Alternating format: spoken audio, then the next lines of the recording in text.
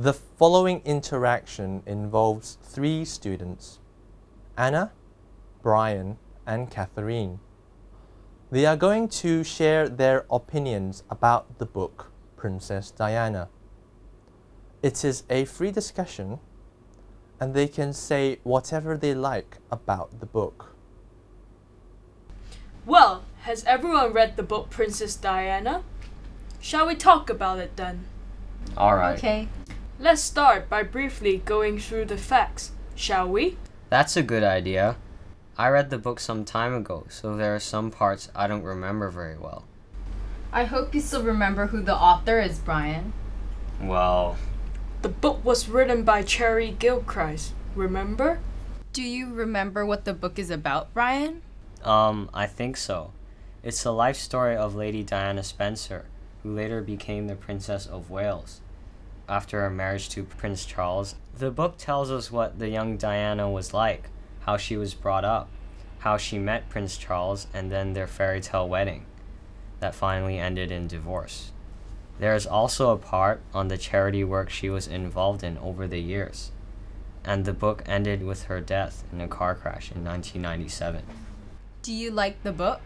To be frank, I'm not happy with the ending. Why's that? There have been quite a lot of rumors and speculations as to the real cause of Diana's death, but there is no mention of these in the book. I think the author should include more information in the book. The author may be saving it up for her next book. That's a subject good enough for another bestseller, I'm afraid. I agree with Catherine in a way. Anyway, I think the author has done a reasonably good job of portraying Diana as a real person with a bright side and a dark side. Oh yes, and Prince Charles seemed so very cold and distant. I felt pity for Diana, having a husband like Charles. Okay, so much for Prince Charles. Let's move on and talk about something else. I know. Let's share why we've chosen this book for the SBA, shall we? Alright, let me start first. I chose this book because I wanted to know why people are so interested in Diana, even years after her death. What about you, Brian? I wanted to find out what it was like being a royalty. And you, Anna? Well, I picked this book because it didn't seem like heavy reading. What do you mean by heavy reading? I didn't want to read a book that's packed with historical facts or scientific data. Serious stuff, you know. Are you happy with the book then? It's okay. A bit like reading a gossipy magazine in a way. Do you think so? I think the book is quite interesting. Anyway, I think Diana would have had a happier life if she had not married Prince Charles. I agree.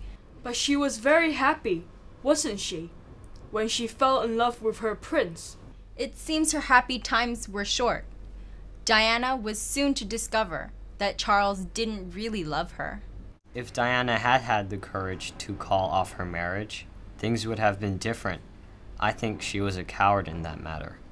That's a bit too harsh on Diana, don't you think? She was so very young, and everyone around her.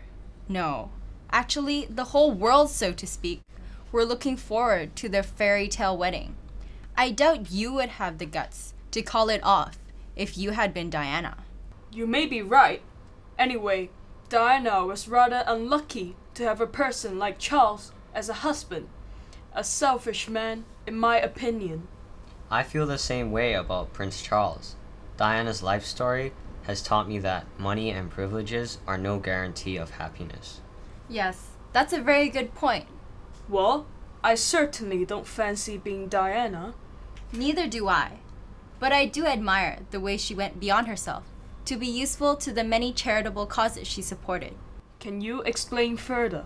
I'm referring to the fact that she tried actively to use her fame and popularity to help promote a number of charitable causes while she was alive. Remember the picture showing her walking across the field full of landmines? It was shown on TV all over the world. The publicity she helped to generate was very useful, as more people were made to realize the urgent need to remove the time bombs from landmine-infested territories. I see what you mean now. She definitely showed herself to be a compassionate person. I think that was also the reason people were so saddened by her tragic death. Well, I think we've covered quite a number of points already. Do any of you have anything more to say about the book? Let's call an end to this discussion then, shall we? Yes.